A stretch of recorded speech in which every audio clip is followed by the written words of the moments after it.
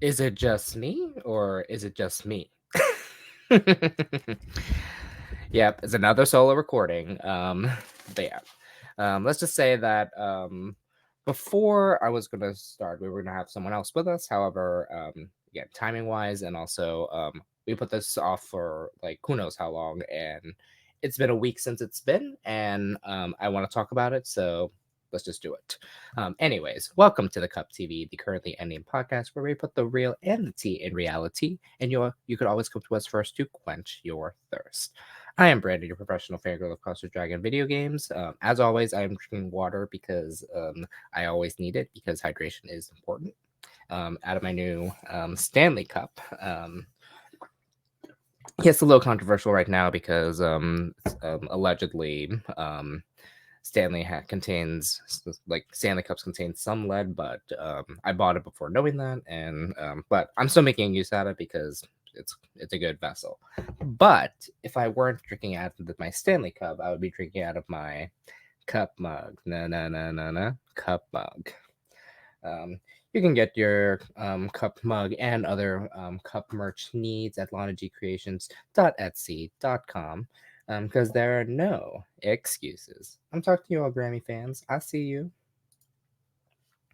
Now, okay, before I get into any thing when it comes to just this, I need to call out Lewis. Well, shout out and call out Lewis because last year, rewind to last year, he did a video for the Brit Awards and not thinking about including me. And I was like, "Hey, Lewis, how come you didn't want to include me?" He did it I think he did the video on a whim, and I was just like, and I think the time of the recording when we did that, I wasn't able to be a part of it, but oh well.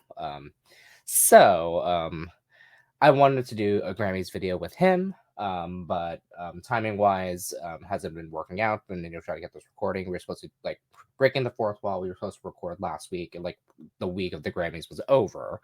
However, we moved it to today, and but as of recording, it's February 11th, which is also the day of the Super Bowl. Both Lewis and I was going to do it right after the halftime show, and which I am. So, and also at the time of this recording, the Super Bowl had just ended. So, don't know who had won yet because I'm not keeping up with it right now. So, but hey, so I said to Lewis, like, why don't we do a Grammys recording together? So let's do it.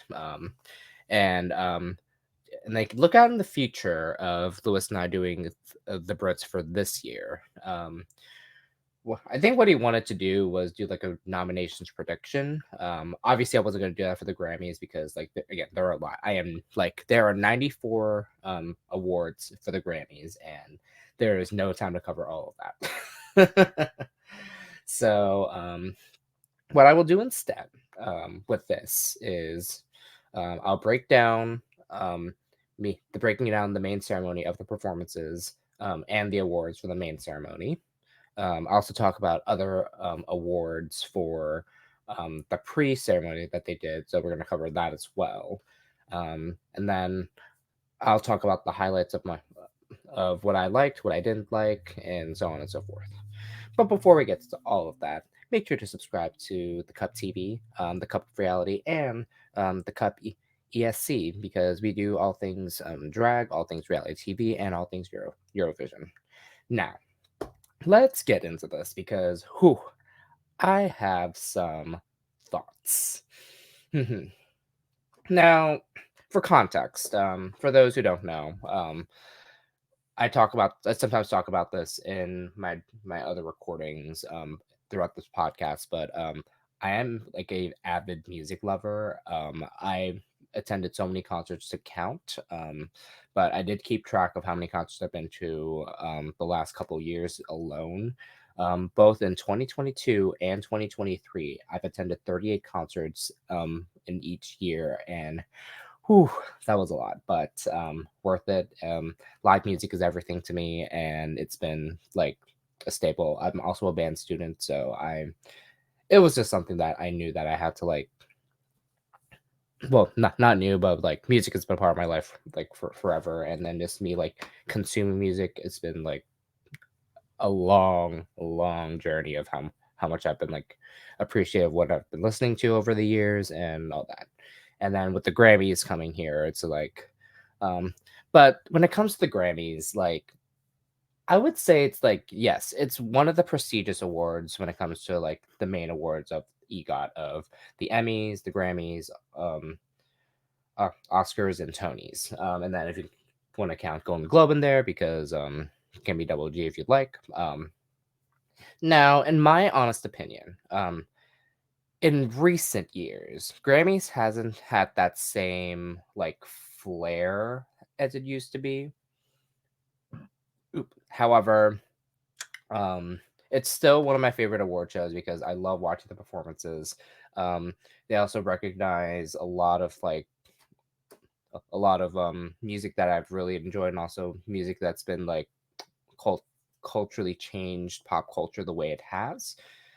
But we'll get into it later. But one pointed speech that happened this ceremony really caught the attention to a lot of people, and um, speaking facts. But we'll get into it. But we're gonna start with the awards for what happened in the pre-ceremony of what I liked. Now I'm gonna scroll through a bit because like there's a lot to go through and there's not a lot of time. So just to start off right off the bat, for best producer, producer of the year for non-classical, Jack Antonoff won, and rightfully so because he got credits for being producer of the year for being funny in a foreign language about the 1975.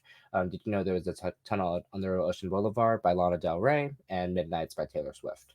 Um, Now, again, over the years, Jack Antonoff has done so much for a lot of songwriters, also part of Bleachers, and formerly of the band Fun. And Jack Antonoff has been killing it. Like, of course, my first instance of Jack Antonoff producing was when he did 1989 for Taylor Swift, OG first. And of course, with Taylor's version, it just shows how hardworking Jack Antonoff is. I had the opportunity to see him live. Couple years back at the All Things Go festival for Bleachers, and he can perform. And I'll be seeing him this year for his own show, which I'm very excited about. Um, Other producers that were nominated included Durst Steamile, Emil II, Hit Boy, Metro Boomin, and um, Dan Negro. Now, in my opinion, either Jack Antonoff or Dan Negro was going to take it because how much of Jack Antonoff has been around, and also recently with Dan Negro with Olivia Rodrigo, Chapo Roan, German Kennedy, and Caroline Polachek. So it's been it's been a good year for those two, and I'm so happy that it got to Jack Antonoff for a third time, and it's just something that I'm glad that that's been a thing. So now one category I wasn't really familiar with, however, it just became like I guess more known. It's part of the general field now. Is Songwriter of the Year. Winner won by Theron Thomas, which I didn't know much about. From the credits of so he got credit for Songwriter of the Year for All My Life by Lil Durk, Been Thinking by Tyla, Cheat Back by Chloe and Future, How We Roll by Sierra and Chris Brown. Ooh. Um, Make Up Your Mind by Corday, Pretty Girls Walk by Big Boss Vet, Seven Jungkook Lotto, Told Ya, Chloe, Missy Elliott, and You and I by Seku. So a lot of like R&B, hip hop, sort of thing, yeah. But then again, still not a bad choice. But the fact that one of those credits is for a Chris Brown song is like, other nominees came with Edgar Barrera, Jesse Joe Dillon, Shane McNally, and Justin Tranter. Now, of my bias, and I say bias because I've known this person a lot more. Like, I love Justin Tranter.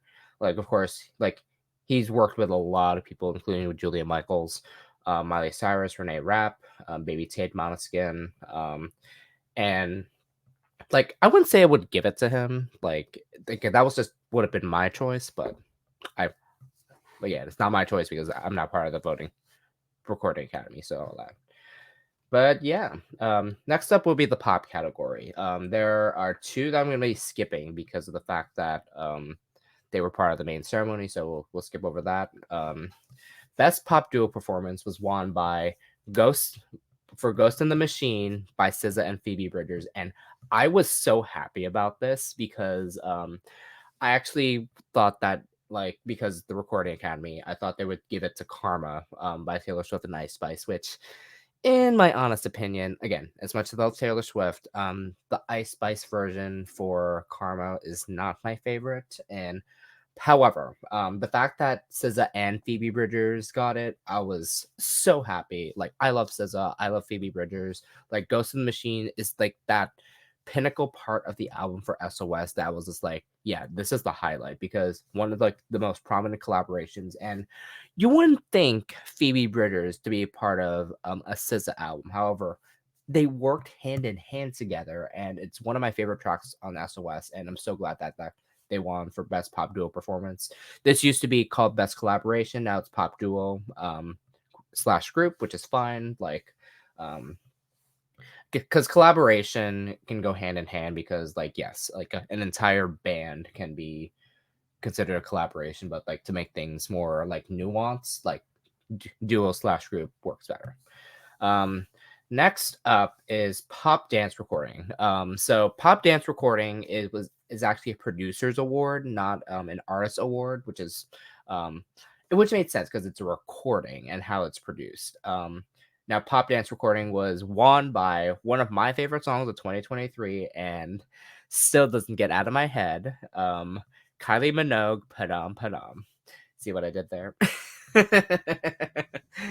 um, Now, Padam Padam, like the gag that it got even nominated was just like a shock because like when you first listen to Padam Padam, it's not a song that you take seriously. However, like it is so catchy, and like how it was produced, I was just like, oh. And I love Kylie Minogue. Like Kylie Minogue has been like the music for the LGBTQ community for years. Like, and this sucks because "Can't Get You Out of My Head" was like back into the 2000s, and that was Kylie's most known single in the US. Yet how I know Kylie Minogue is because of Supernova, Get Out of My Way, Padam Padam, obviously. Like all of those like hyper femme pop like tracks that like you would hear at sometimes at a gay bar that like everyone knows, and of course, from RuPaul's Drag Race of the number of lip syncs that was by Kylie Minogue. So, um, the day that Padam Padam becomes a lip sync, I am going to like lose it because again, one of my all time favorite songs from 2023. Like, it's just again like the fact that it was like a whole resurgence with that, but still didn't get their full if Kylie does not get the full recognition she deserves in the US. Like, yes, she does have a residency. However, I need her to tour. I really need her to tour because like the US appreciates her, yet her record label doesn't think that, and she needs that promotion. But yeah. Next up in the rock metal alternative category. So this was a win for a lot of women in music because a lot of my favorite people won in the rock metal alternative category, and I'm so happy for them. But for best rock performance and best rock song was given to Not Strong Enough by Boy Genius. And when I tell you, I was like so happy. Like I was watching the pre show perform like award show for this. I was so happy because Not Strong Enough, Boy Genius like brought like had one of the best like runs this year because like after listening to the record, I was like this is amazing. Like you have three amazing singers, Julian Baker, Phoebe Bridgers, and Lucy Dacus, all in a category together. And like like all well not category like band together, and one of like the best groups to come of music. Again, they're considered a super group because they were all individual artists, like with their own visions, and then they come together and it's just like, and I love like the play of Boy Genius because their name comes from the fact that, um, of course, every single industry to think of is very male dominated, music industry included, and Boy Genius is like pretty much an oxymoron for them because again, all female artists naming themselves Boy Genius, and I love that. Like, Not Strong Enough was like one of my like favorite tracks of 2022. I mean, 2023, and like it's been like it's good for them because like I love indie music like as well. Hence my shirt of Maggie Rogers. Um, but when it comes to indie music, Boy Genius takes the cake, and then like they also like dabbled into alternative. Like the most of the indie influence comes from Phoebe because of where she comes from with indie folk and all that. But like it works so well. Like the fact that Not Strong Enough won, I was so happy for them, and this is like goes from there. And then they also won. Boy Genius also won for best alternative music album for The Record. And again, The Record is like again one of my favorite albums from 2023. And um, oh boy, I need to like get on a little soapbox here real quick. Stan Twitter, I don't care about your faves not winning. Because yes, Boy Genius was nominated alongside with Lana Del Rey with "Did You Know There's a Tunnel a tunnel under Ocean Boulevard." That's a tongue twister, even though it's not a tongue twister. Um, Now, like a lot of the Lana fans who were like pissed about Boy Genius winning and hating on them for it, I'm like, again, it is not Boy Genius's fault that they won. Again, the Academy voted for them, and but this is one of the few times that like they actually got it right. And like don't get me wrong, like Lana should have been overdue for an album because No One Fucking Rockwell was one of the best albums out there. But the fact that like the record is right there, like they deserve the win. I don't care. But along with that, Boy Genius was also nominated alongside Arctic Monkeys, Gorillaz, and PJ Harvey. Um, Now, Arctic Monkeys, I can understand. Like, I was like also obsessed with that album with the car, but again, the record. Like, come on. Like, and here's the thing. Like, yes, I do like. Did you know there's a tunnel under Ocean Boulevard, but it wasn't like album of the year to me. So you can't win it. You can't win it. You can't lose it. And this was like one of like the precursors of like what was going to get album of the year because the record and Did You Know There's a Tunnel under Ocean Boulevard were nominated with an album of the year, and this meant that of those two, of Boy Genius and Lana, like Boy Genius was in the running for that. So but yeah. And then the other categories for best rock album, Paramore for This Is Why they won, and I was so happy for them because again, the timing was so weird because like they now are independently they're now an independent artist after being with Atlantic Records for 20 years, which is mind-blowing to me. And This Is Why was like the culmination like of like it's just surprised. Like honestly, I was a little surprised because like I really thought it was either going to go to Foo Fighters or Greta Van Fleet. But again, this was also a stack category. So for context, Foo Fighters, but here we are, one of their first albums, post Taylor, which so rest in peace because Taylor is an icon. Starcatcher by Greta Van Fleet, 72 Seasons by Metallica, and In Times New Roman by Queens of the Stone Age. When I tell you this category was stacked, like this was stacked, and I did not expect Paramore to win this, and with my bias showing, like I'm so happy Paramore won. So, now I don't know else who I would have thought would have won, but I really thought it was gonna go to Foo Fighters because of like because how well known Foo Fighters are, but again, very happy for Paramore. And they also won for Best Alternative Music Performance for their single, This Is Why. And that was nominated along with Belinda Says by Always, Body Paint by Arctic Monkeys, Cool About It by Boy Genius, and A&W by Lana Del Rey.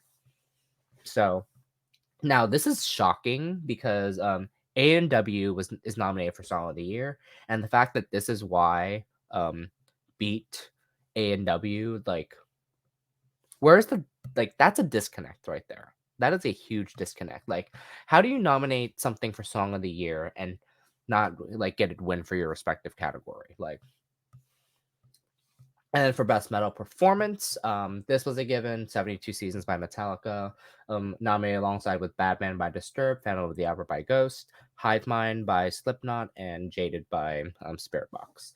Now, really mostly familiar with Metallica, Disturbed, Ghost, and Slipknot. Really don't know much about Spirit Box, but it was pretty much like set in stone that Metallica was going to win that. Solid song, but though I will say this, I've been on a Ghost kick lately, and because like what's so different about Ghost, because like they are a band, but their band is more lore based, and it tells a story with some sorts, which I could have justified giving, like, try to give best metal performance for Phantom of the Opera by Ghost. So that's all about it. But side note, so back to alternative music performance, the fact that Cool About It, like not even like one of the singles, but still nominated with that, with Boy Genius, I was like, I really thought Boy Genius was going to sweep the entire rock category, but hey, it was shared amongst with Paramore, and the fact that majority of the awards that were won in the rock category was female. Yes, Paramore being female led, and then Boy Genius being all female. So happy about that. Okay, next up is the R&B rap spoken word section. Now, this was a lot. Like, again, I'm not gonna get into all of them, all the ones that because of the fact that there's so many, but I'm just gonna name the ones I care about. So, best R&B performance was won by "I See You" by Coco Jones.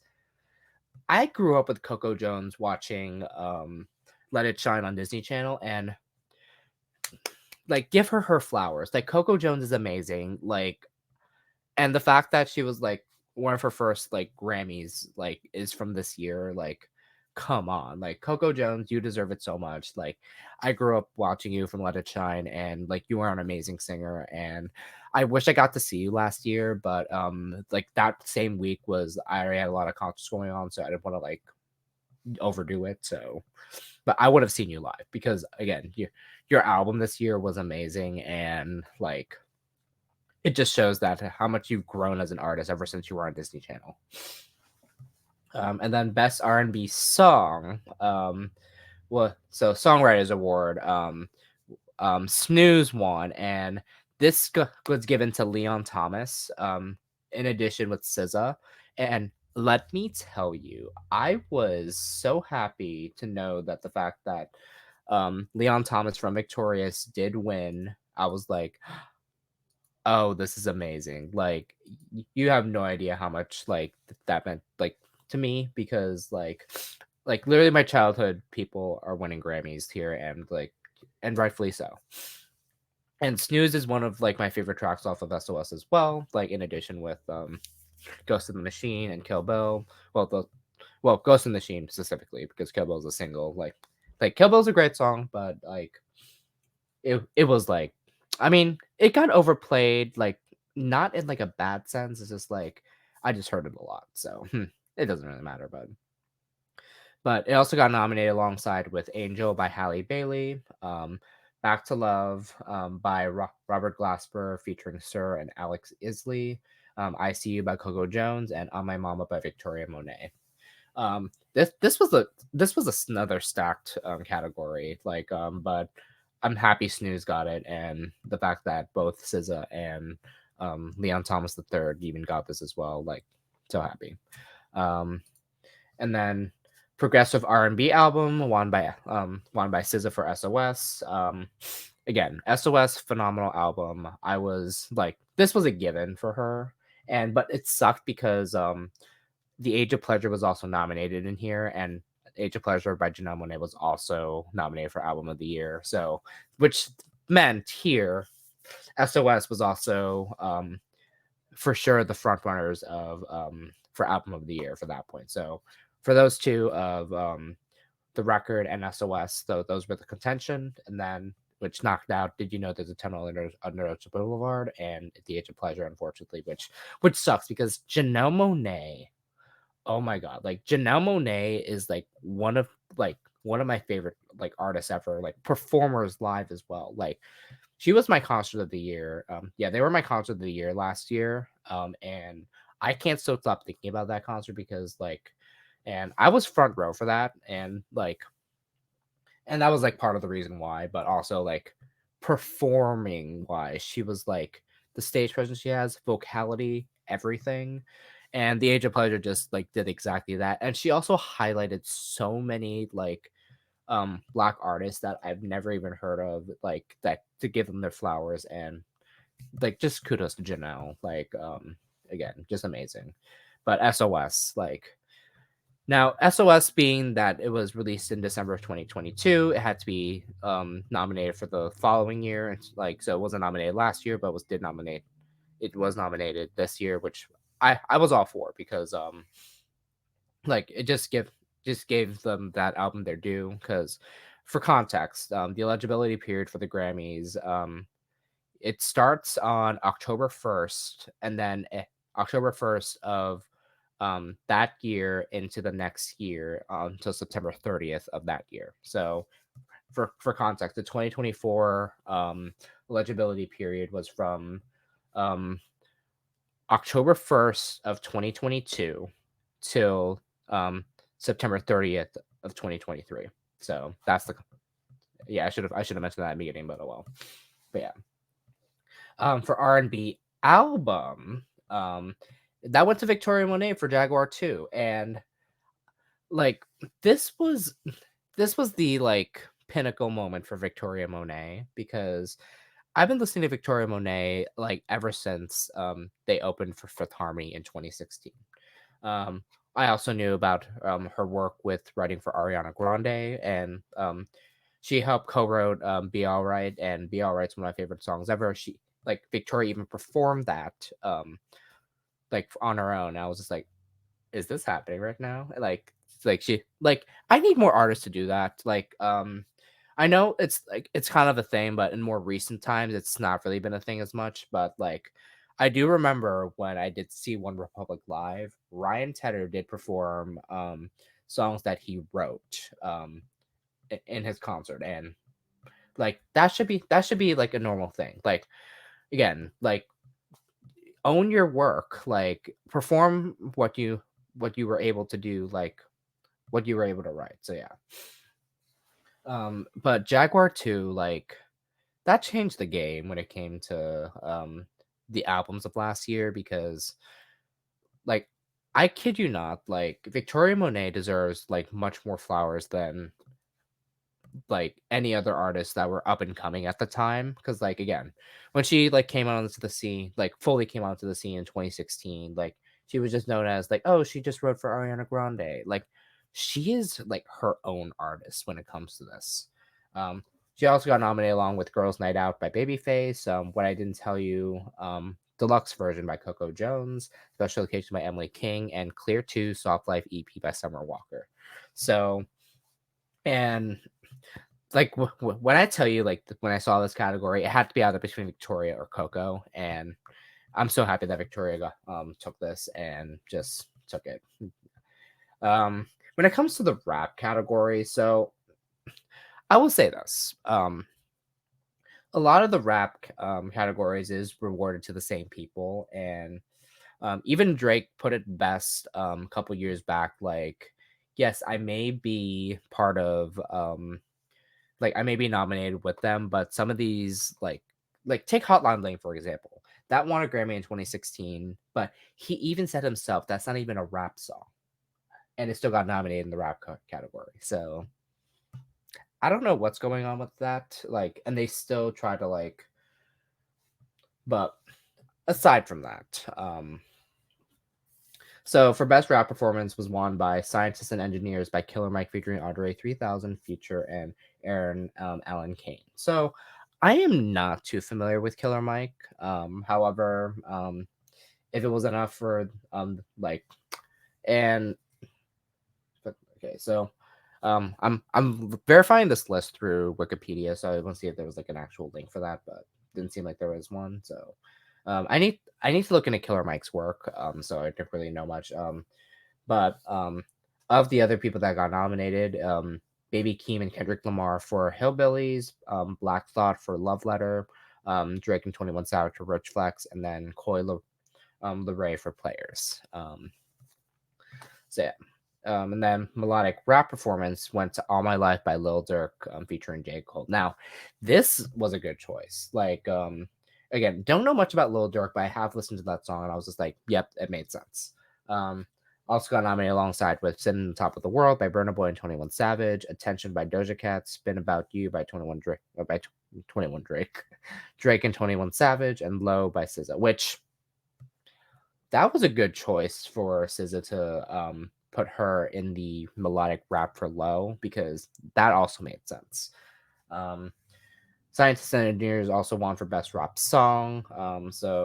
Again, when it comes to most of the Grammys, like, and I should have said this in the beginning, but like there's like the songwriters category, producers category, and then just an artist. Like, so you can get award for a Grammy for being the artist, the songwriter, or a producer. So that's like the best way I can like explain it. And then for best rap album, Michael by Killer Mike. So basically, Killer Mike won most, I think, all three of the categories he got nominated for. And then it was infamously,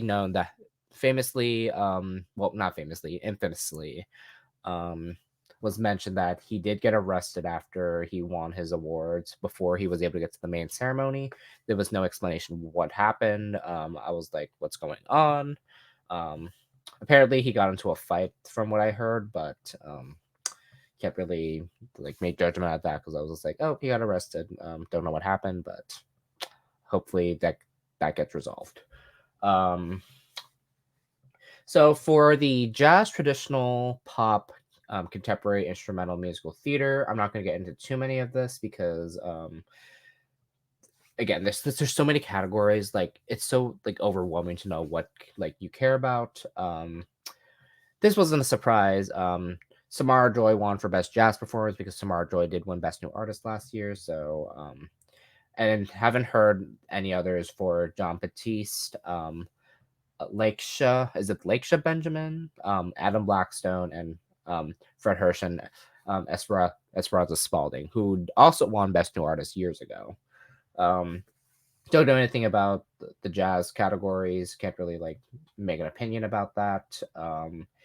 But best traditional pop vocal album, Bewitched by Laufey.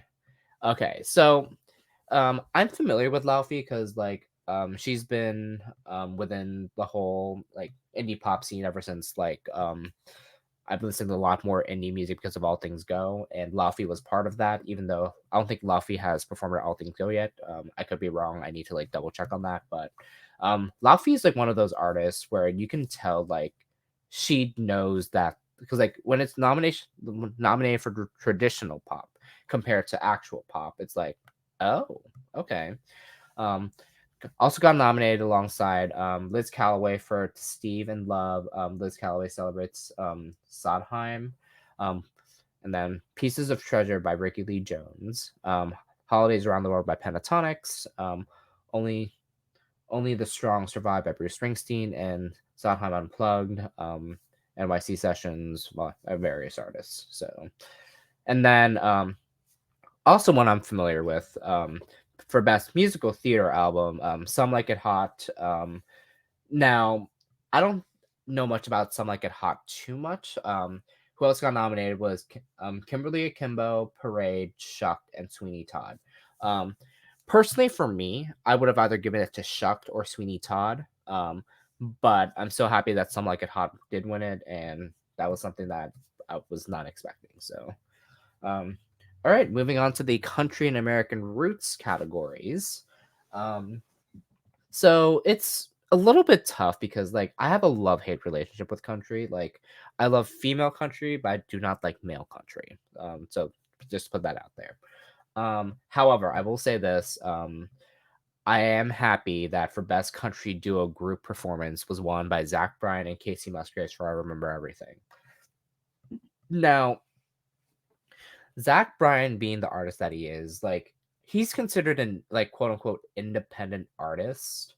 Um, but still is like within like country because like it's hard to describe because Zach Bryan has worked with I believe the Lumineers, Maggie Rogers, Noah Khan, like all within like the indie rock slash like that type of music, but like he's been categorized as country, which is fine. This is like um the fact that he worked with Casey Musgraves with I Remember Everything. It's again, I Remember Everything was also one of those tracks that was just like I've been mesmerized. And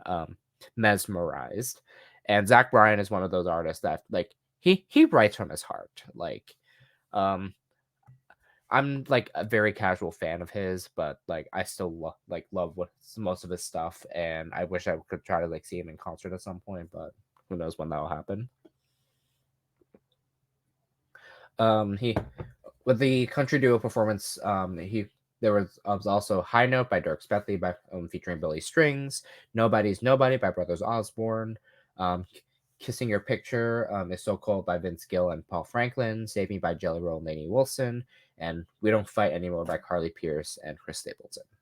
Um, so something about the country category and mixed in with American roots, it's like yes, those two can work hand in hand, but they're two distinctly different categories. Like when it comes to country and American roots,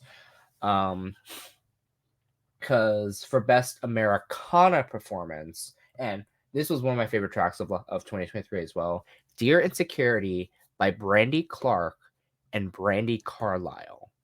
So two Brandys, and obviously one of my favorite singers ever, Brandy Carlisle, was a part of this, and I was just like, yes, like they got that. And like what's so funny is because like how I was introduced to Brandy Carlisle at first was when she got nominated for The Joke and the album associated with that. Everyone was like, who the hell is Brandy Carlisle? But then once I finally listened to her, I was just like, oh wait, like no wonder she's great. Of course she did come out. She is known for her song "The Story," which was like from years ago and all. And then, funny enough, which I found out like I want to say a year and a half after I watched A Star Is Born. She was on that movie and as like a stand-in artist for something. I forgot what it was, but like I did appreciate the fact that she was in that. And then of course she blew up like after the Grammys of that year, and I was just like, yes. Um, then Best American Roots Performance, Eve Was Black by Allison Russell. I love Allison Russell. Like, Allison Russell I got to see at the Love Loud Festival, the DC version specifically, because it was Allison Russell, David Archuleta, Victoria Monet, and Lindsey Sterling, and Allison Russell was one of the openers. Eve Was Black.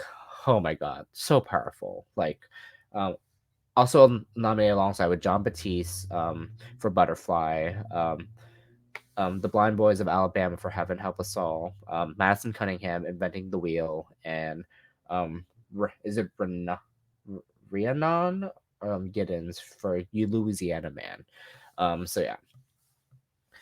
Great artists in this category, especially with Madison Cunningham, breaking out that year alone because I got to see Madison Cunningham open for Hosier, and she is a great vocalist. Like I can't wait to listen to more of her work. So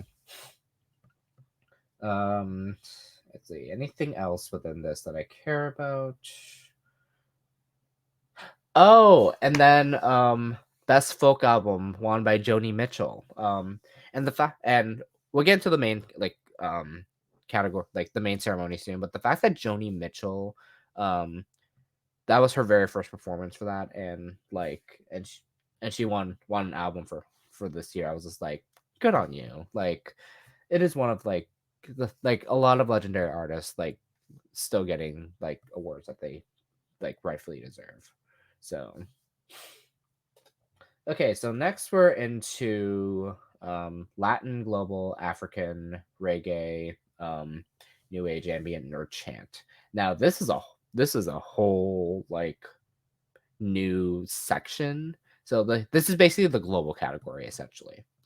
So of the ones that I know, the only ones that I really know is honestly Water by Tyla.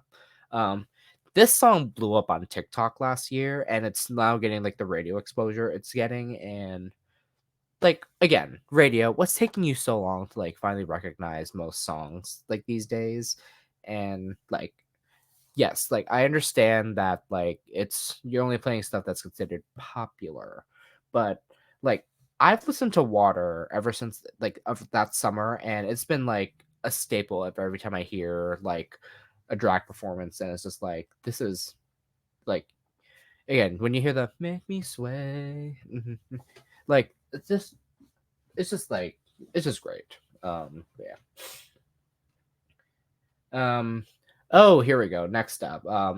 So we're now in like the visual media category, and there were some really good contentions here.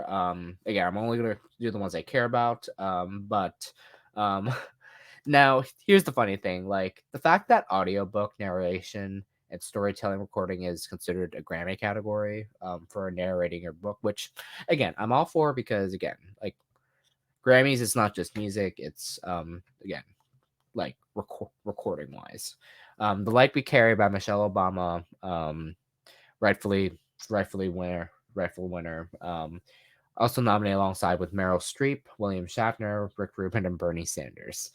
So again, interesting mix, but at the same time, it's like we pretty sure knew who was going to win. Compilation soundtrack for visual media. Oh, this was a hard one because there was Barbie the album, Aurora by Daisy Jones and the Six, the Black Panther album, Guardians of the Galaxy, Also Mix Volume 3, and then Weird Al Yankovic Big Story by Weird Al. And but to no surprise, and honestly, like rightfully so, the Barbie album did win for best compilation soundtrack because when I remember listening to the Barbie album like front to down, like they managed to make an album so cohesive and still and the individual artists still like kept to their true sound, and that is never heard of when it comes to like those type of like soundtracks because like yeah because they usually write in their style and it usually becomes a mess. However, Barbie like the Barbie album like did that like like a cohesive one top to bottom. I was just like it could have been contended for album of the year, but it wasn't. So, but next up, there's the score soundtrack, and rightfully so, Oppenheimer. And this is so funny to me because there was so Oppenheimer, The Fablemans, Indiana Jones and the Dial Dynasty, Black Panther, Wakanda Forever, and Barbie were all nominated. Now, it's funny to me because like both Barbie and Oppenheimer because of Barbenheimer, but rightfully so, Oppenheimer won for the music because like the music in that movie is stunning. But funny enough, that was the fact that Ludwig Göransson was nominated twice in the same category, and what was he going to win for, Oppenheimer or Black Panther? So um, and for Barbie, it was for Mark Ronson and Andrew Wyatt, who are like a powerhouse duo when it comes to movies. They worked together for A Star Is Born, and obviously, like working together for Barbie, it made sense. Um, and this was one of my favorite categories: best score soundtrack for video games and other interactive media, and rightfully so.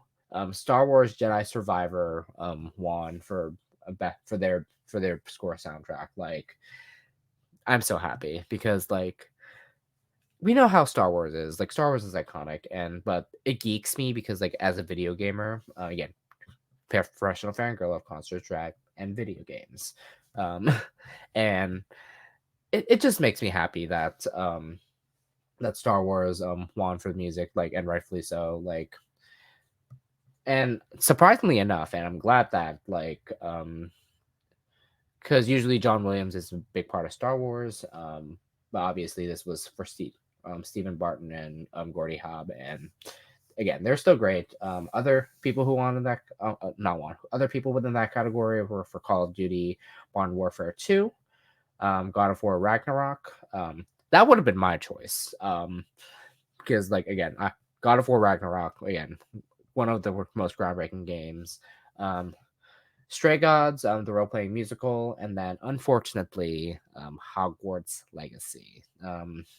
For context, I don't give Hogwarts Legacy the time of day, because unfortunately, J.K. Rowling still is actively working. Like again, for those who know, and I don't give Hogwarts Legacy the time of day. But anyways, all right. So best song written for visual media.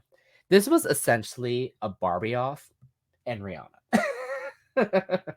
Because 4 of the 5 nominees were all songs from Barbie, and then there was "Lift Me Up" by Rihanna. So "What Was I Made For" from Barbie, "Dance the Night" from Barbie, "Barbie World" from Barbie, and "I'm Just Ken" from Barbie. So of course, "What Was I Made For" by Billie Eilish, "Dance Tonight" by Dua Lipa, "Barbie World" by Ice Spice and Nicki Minaj, um, "I'm Just Ken" by Ryan Gosling, and then "Lift Me Up" by Rihanna. So, and who won the Barbie off? "What Was I Made For" by Billie Eilish. Right choice. Though I was heartbroken because obviously, like, Dua could have taken it too. Because like the fact that Dance Night was the first Barbie single, and it is like again in the style of how Dua would perform.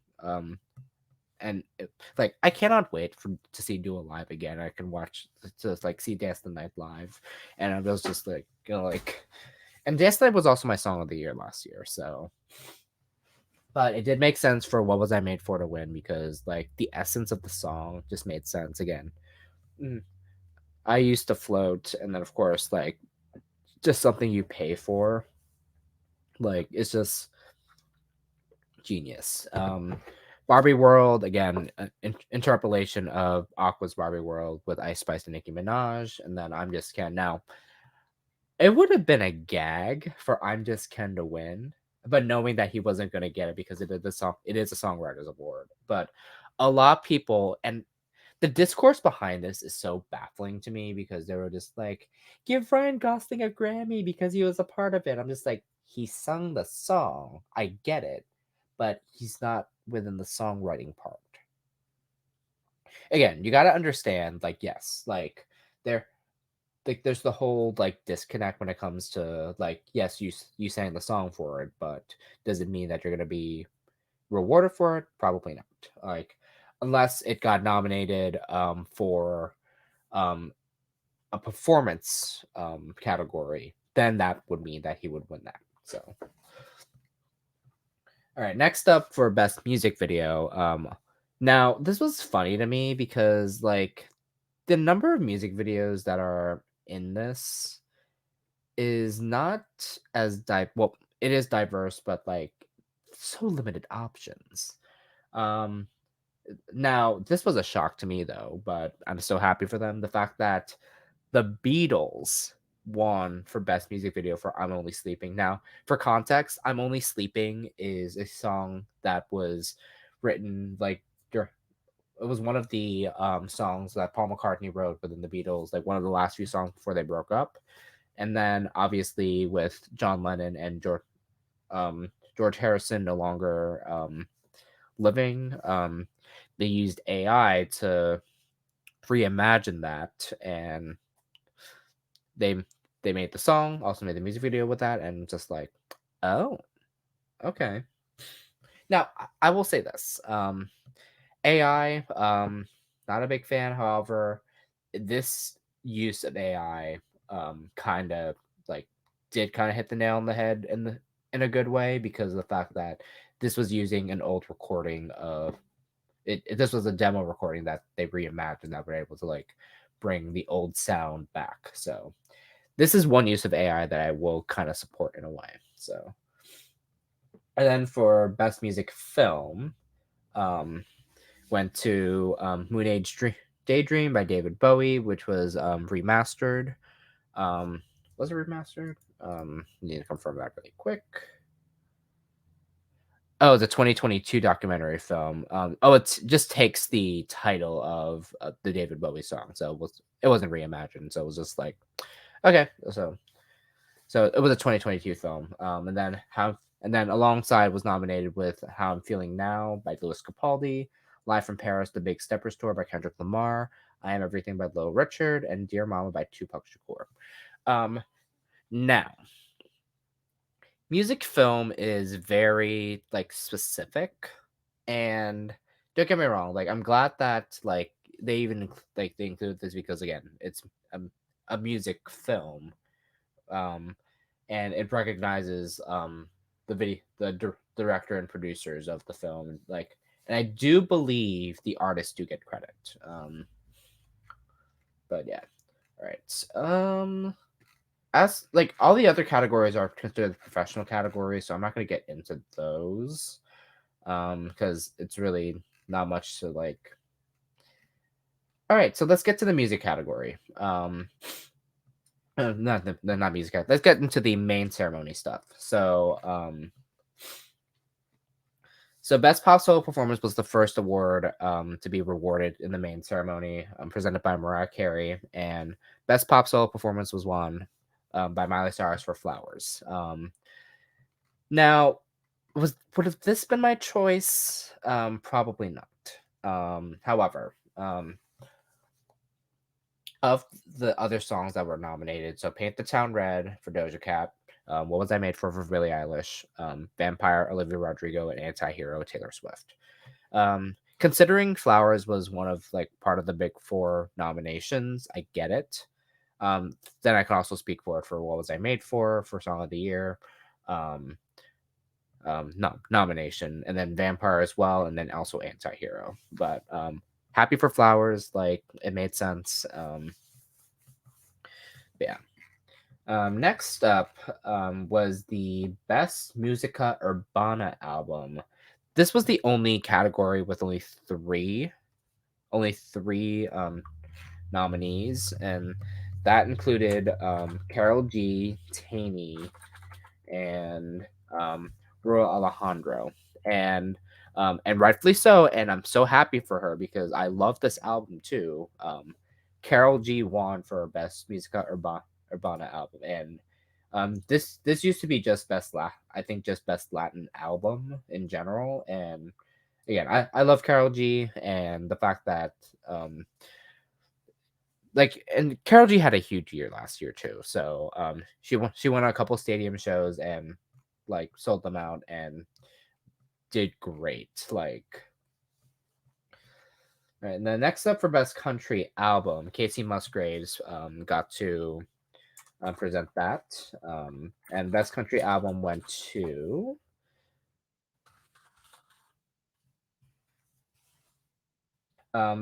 Bell Bottom Country by Lainey Wilson. So funny enough about this, so I knew who Lainey Wilson was. However, I just wasn't really familiar as much. This was a weird category, like just to think, because I was just like, it had like this would have been Zach Bryan's win. But I'm still happy because Lainey Wilson is also great. But I really thought that I honestly thought that Zach Bryan was going to win that, but hey, no, good on her. Best R&B song. I think I did mention this in the like prior stuff. Because R&B song is a songwriters category. Yeah, I did mention it, but I'll mention it again. Snooze won for best R&B song. Was presented by Lizzo and SZA are close. And again, Snooze won, and I'm so happy because like again, the songwriting in Snooze is so smart. Like I don't know who's the backing background, like the backing like song background with for Snooze, because it's a male singer, but it's not SZA, obviously. So um but it was deserved. And then U2, after their performance, they got to present for Best Pop Vocal Album, and to nobody's surprise, and I was happy that she won. Best Pop Vocal Album went to Midnights by Taylor Swift. Now, if you were to ask me, um, again, Midnights is a fine album. Like I do enjoy it because like it brings like the fact that her Midnights album had like elements of three of her albums. Like it had like the pop sound of 1989, obviously, the songwriting of Reputation, and the storytelling of Lover. Like I don't know how to describe that in that type of way, but it's just like it blends like Midnight's was a blendable album where like you can hear so many like albums in one. So I can understand why.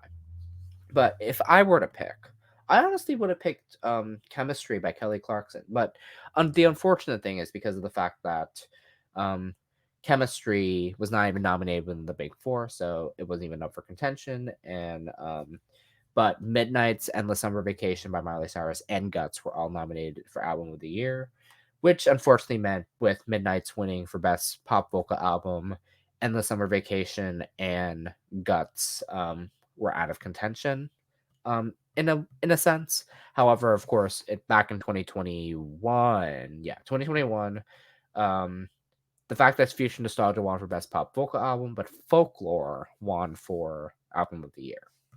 Which again, there's a disconnect. However, it didn't mind it, but because like the fact that Duo won for best pop vocal album that year made sense. All right.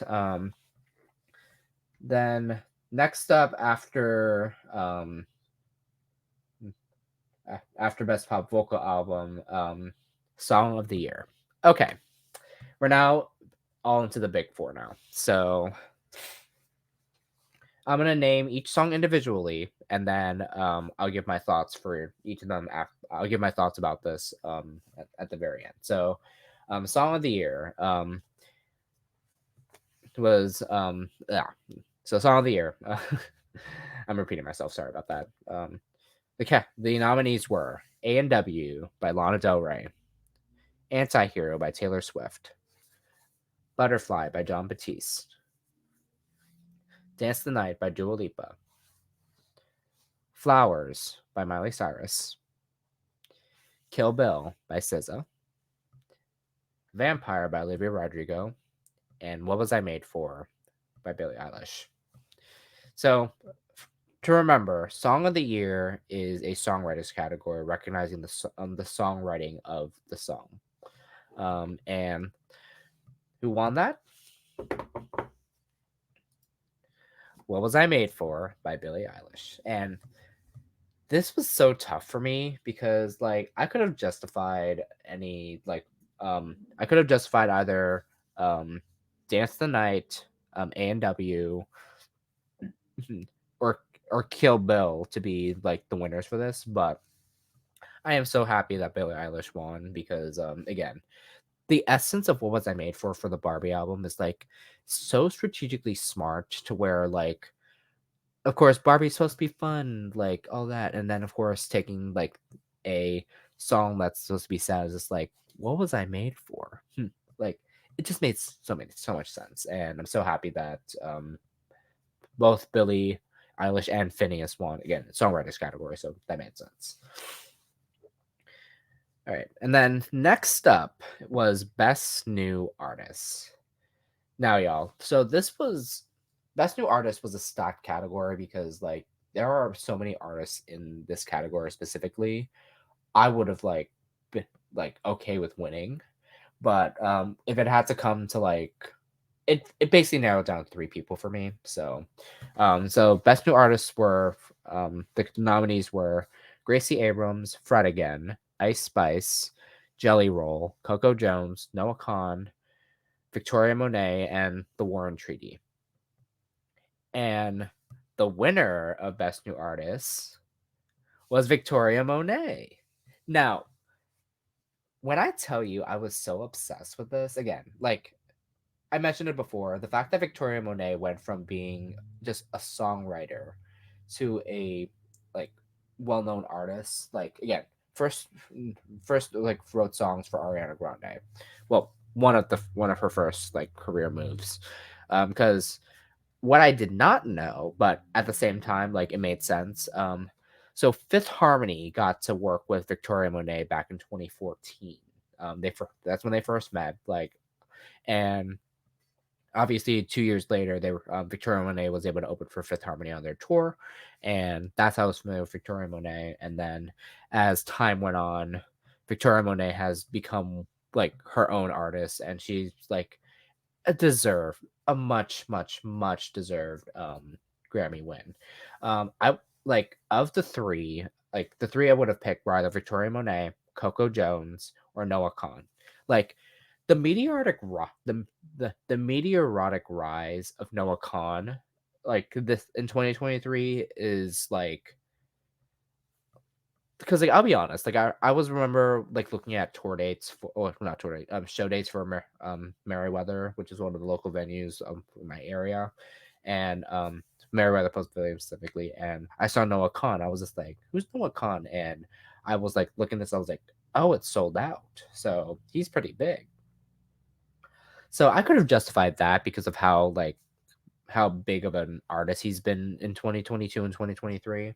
And then of course Coco Jones, because obviously like growing up with her, and also like the artist that I grew up with is now like one of like it's now a Grammy winner. Like it had to come down to that. So yeah. So happy for you, Victoria, because like you were like one of like my favorite artists that was like hoping that you were gonna win, and you won. And then after best new artist was record of the year. I was kind of cringing with both Meryl Streep and Mark Ronson announcing this, because like Meryl Streep was like, "Oh, record of the year, so we're gonna reward an album for this," and then Mark Ronson was like, "No, we're gonna reward for the track." But and then Meryl Streep like, "But a record is an album, right?" Yes, but in this sense, we're rewarding the song. And Mark Ronson had explained like, yeah, I won record of the year in the past, because fun fact, Mark Ronson did win record of the year for Uptown Funk, which rightfully deserved. But anyway, so for record of the year, it was nominees were Worship by John Batiste, Not Strong Enough by Boy Genius, What Was I Made For by Billie Eilish, Flowers by Miley Cyrus, On My Mama by Victoria Monet, Vampire by Olivia Rodrigo, Anti-Hero by Taylor Swift, and Kill Bill by SZA. And the winner for record of the year was Flowers by Miley Cyrus. Okay, this will sound a little controversial for me, but like in my honest opinion, I would have given record of the year to either Not Strong Enough, Kill Bill, or On My Mama. I mean, no shade to Miley, because the thing is with Flowers, it sounds. I don't want to say it, but like I'll just say it. Like it sounds a little generic, and it's just like very like because it kind of samples "When I Was Your Man" by Bruno Mars, and it's just like very like slow, and it's but then again like the production is still top notch in a way like that I can't like put a pass behind. I just thought that was gonna go to like someone else, but again, so happy for Miley because again, Miley did get her first two Grammys this year, and long overdue because Justice for the Climb, Justice for Can't Be Tamed, Justice for Plastic Hearts, like all phenomenal like version, like all phenomenal songs that should have like gotten like much more. But yeah. And then the final award of the night, Album of the Year. And the nominees were World Music Radio by John Batiste, The Record by Boy Genius, Endless Summer Vacation by Miley Cyrus, Did You Know There's a Tunnel Under Ocean Boulevard by Lana Del Rey, The Age of Pleasure by Janelle Monáe, Guts by Olivia Rodrigo, SOS, SZA, and Midnights by Taylor Swift. But before we get into all that, we just have to acknowledge the fact that Celine Dion announced this. And like she was supposed to be a surprise, and then a lot of people kind of clocked it because of the silhouette when they were like, and then Album of the Year is going to be presented by a surprise presenter. And everyone was just like, surprise presenter. And I was just like, it probably had to be Celine because for those who don't know, Celine has been like off the radar when it comes to like being in the public eye because she does have stiff person syndrome. And it's I don't know much about her condition, and it's something that she's been keeping private about, and rightfully so, because again, it's her life, and we don't want to like be a little bit parasocial with like what's been going on with her. And Album of the Year goes to Midnights by Taylor Swift. Now, I'm gonna be a little bit honest here. As much as I do love Taylor Swift, I really thought that SOS was gonna win Album of the Year.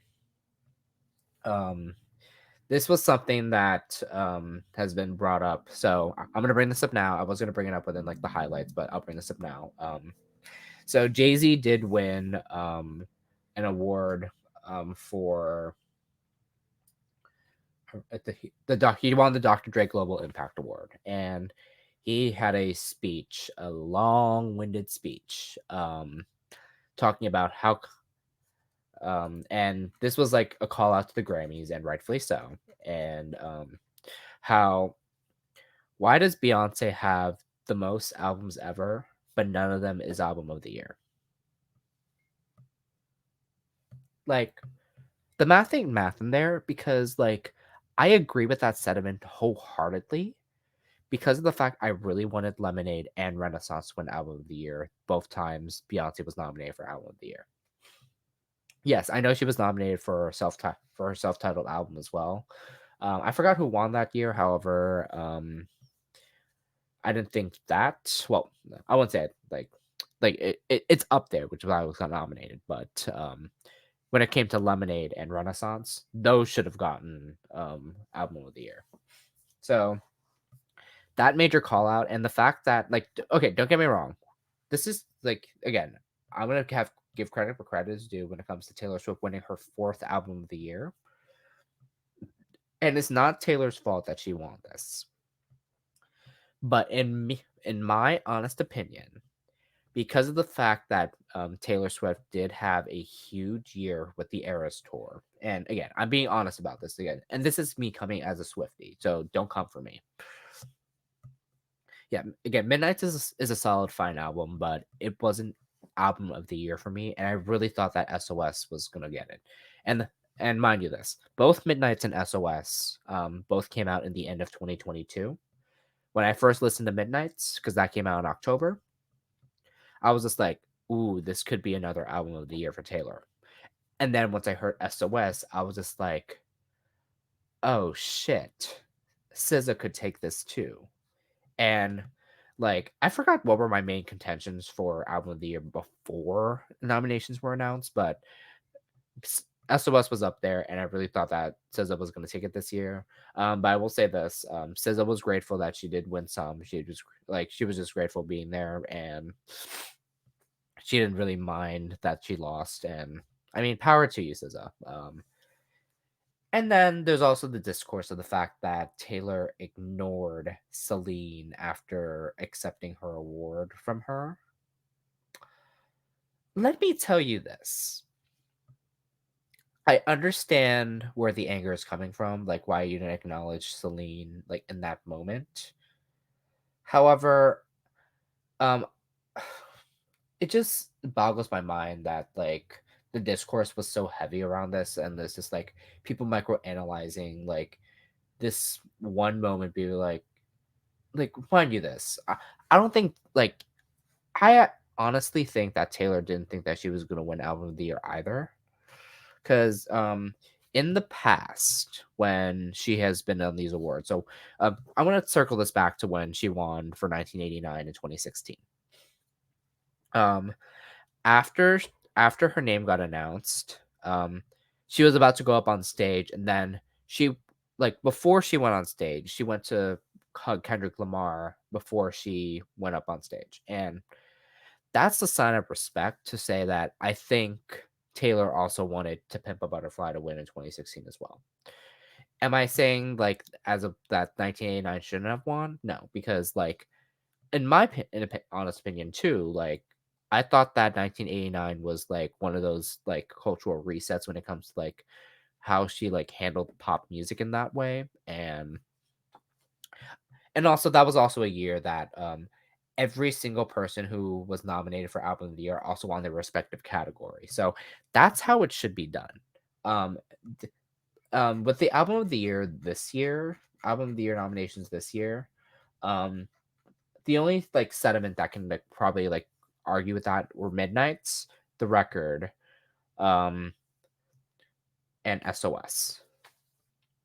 So like I knew for like from the get go those three were the contentions to win album of the year because Guts didn't win for pop vocal album, Janelle Monáe didn't win for Janelle Monáe for The Age of Pleasure didn't win for progressive R&B, um, Ocean Boulevard didn't win for alternative music album, Endless Summer Vacation didn't win for best pop vocal album, and then World Music Radio, I forgot if that got nominated for anything. I'm gonna double check. Shoot, hold on. It's not doing it for me, or whatever. I'll worry about it later. But yeah, that just confused me because I was just like, but also, and again, going back to this as well, but like Taylor and Celine did end up getting a picture backstage, which again, you I don't expect them to like be all like do everything in the moment because again, I get it. Social media is like in the like in that moment of everything, and I get it, but like I feel like people were micro analyzing that too much to the point where like they were hating Taylor just because Celine was right there. Like, look, I get it, but it got taken a little too far, and I think people should just understand that like with her with Celine having her condition, like if I'll be honest, I wouldn't know if I what I would do at that point because like I want to make sure she's okay before I'm like doing anything. So and luckily they like Taylor was able to hug Celine backstage, so that was that. But yeah, those were the awards. I'm gonna close this off like on a high note because like one of the best moments for again, one of my favorite moments with the Grammys were the performances. And there were a bunch. Starting off obviously with Dua Lipa opening the show with a preview of her new single Training Season, which is not even out yet. And then go straight into Houdini like and I kid you not, like I'm so happy that Dua opened the show because like she has like this trajectory where like we all know the One Kiss dance video that she did, like and it's like a little bit cringy, but it's become a meme to this point where Dua knows that like she was not great and now she's better at like what she does now. And after watching that performance, I was like, oh my God, like I'm so happy that she opened the show and like it was great. I really thought that she was gonna open with Dance Tonight because it made sense because like Dance the Night to the Grammys, like and she got nominated for Dance Tonight for Song of the Year. So but hey, she went to perform what she was to promote her music, so it made sense. But the next performance, which was a shock to everyone, and well, shock to everyone to the sense where I was just like, is this actually happening? Luke Combs' performance with Tracy Chapman performing Fast Car together. So those who are unfamiliar, so in 2023, Luke Combs did a cover of Fast Car by Tracy Chapman. And then now I'll be honest, for how old I am, I did not know that Fast Car was a cover. I thought that was by Luke Combs. And then I find out about Tracy Chapman, and I took a deep dive with Tracy Chapman's music after I found out. I was just like, oh wow, Tracy Chapman's actually an amazing artist. And the fact that they got to perform together, and they were one of the highlights of the year because of the fact that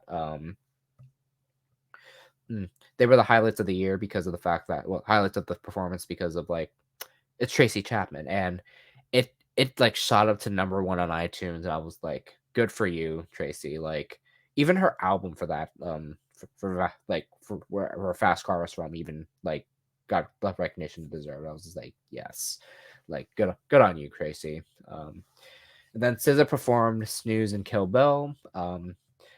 Really great. I remember watching SZA like live when I got to see her last year. Amazing performer. So highly recommend watching.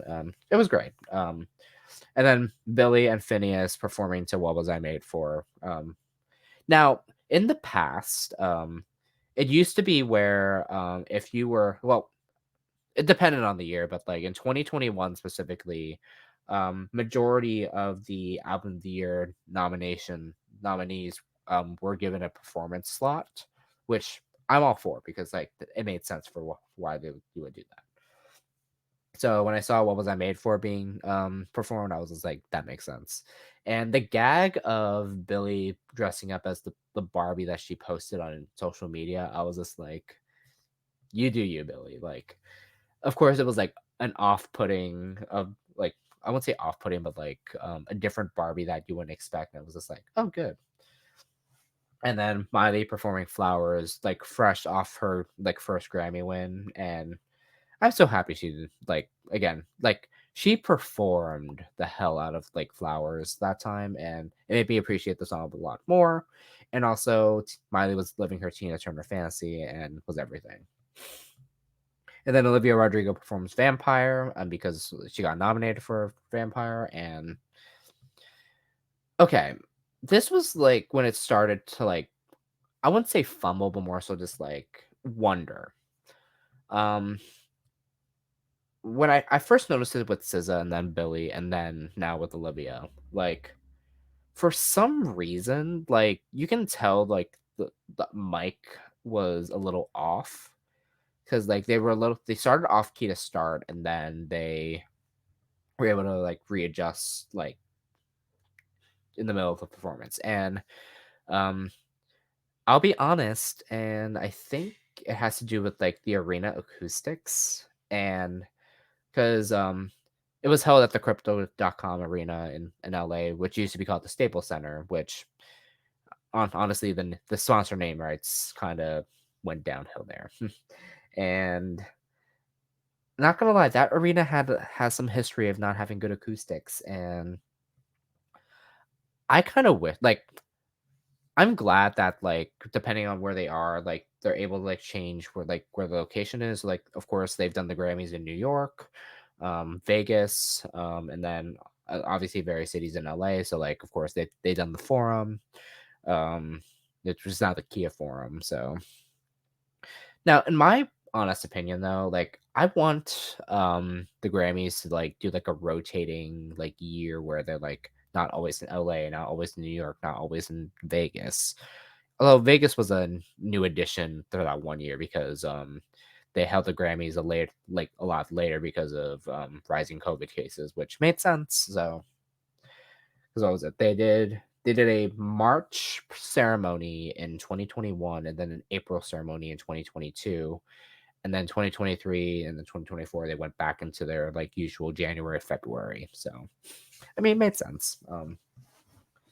And then U2 did a performance of Atomic City while performing in the Sphere live, which, oh my god, again, I like, I love how the Sphere is. I love how like it's a full interactive design. I just feel like in my honest opinion, the Sphere is like one of those venues where it's just like you like very specific artists can perform there, and because like a lot of performers are more visual performers, a lot like tours are like more like just their performers in general. So I'm not sure who would be like the next like because they did just announce that Den Company is gonna perform at the Sphere next. But a lot of people were saying Harry Styles would be, but like I I don't like see Harry Styles as like an artist that would like have like like those like visuals like of that, but who knows. Um okay, and this we're now getting to like more ish categories. Oh, wait, not categories, more so just like so the next is the In Memoriam, which not gonna lie was a little bit too long.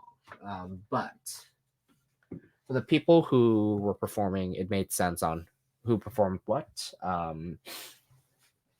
So the In Memoriam like list of performers were Stevie Wonder, Annie Lennox, Wendy and Lisa, John Batiste, Ann Etsby, Corey Henry, Jimmy Jam and Terry Lewis, Fantasia, and Adam Blackstone. They all did in memoriams for all the music stars who we lost in 2023, and this is included but not limited to Tony Bennett, Sinead O'Connor, um, Bill Withers, I believe, yes.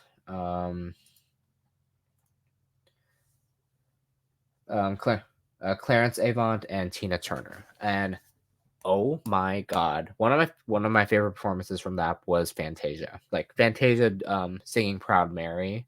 I was like, oh my god. Like again, Fantasia also one of those artists I was just like so happy to see again. So but another highlight, in addition from Tracy Chapman, Joni Mitchell. Joni Mitchell performing the very first time in the Grammys, like at how old was she? At 80 years old. Her first performance at the Grammys at 80 years old. And like that was a shock. And of course she got to perform alongside with Brandy Carlisle, Sister Strings, Blake Mills, um, Lucius, Allison Russell, and Jacob Collier. It was great. And then oh boy, it went downhill real fast. Tell me why Travis Scott was able to perform at the Grammys after what happened at Astroworld. That's all I'm gonna say about that because, anyways. And then Burna Boy, 21 Savage, and Brandy got to perform. That was a really good performance at that point too. So I was just like, okay, like I see you. Hmm.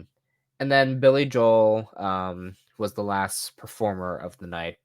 First performing "Turn the Lights Back On" in the middle of the ceremony, like toward the end, and then performed "You May Be Right" at the very end with Laufey.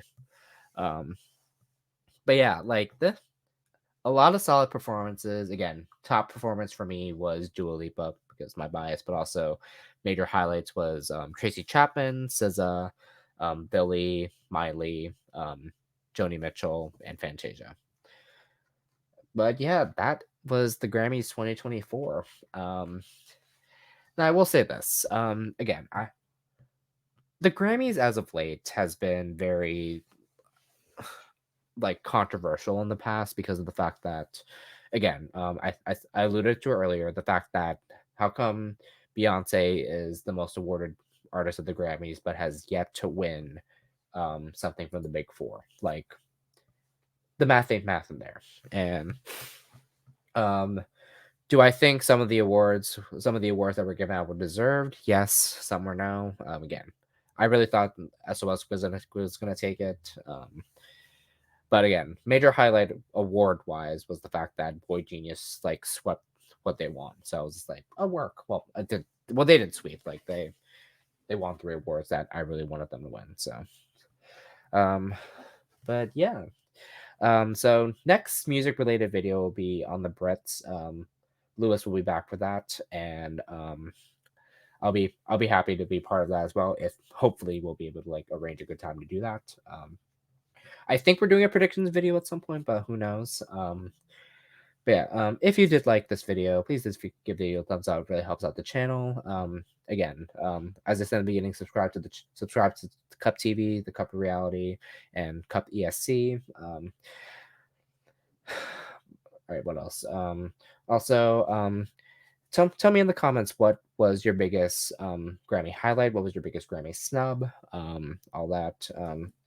But yeah, other than that, and then for anything for me to promote, again, I do stream on Twitch from time to time. Follow me on Monster Cat Woo. My link is my thing is in the description below. Again, I'm Monster Cat Woo on most socials, on Twitter, Instagram, all that, and then I'm hoping to do a YouTube run at some point, but who knows when that's gonna happen. But yeah, other than that, cheers. Oh yeah. I don't know what that was about. um, I come and I go. Catch me for a go. Ooh, leave me. I'm losing my voice. All right, bye.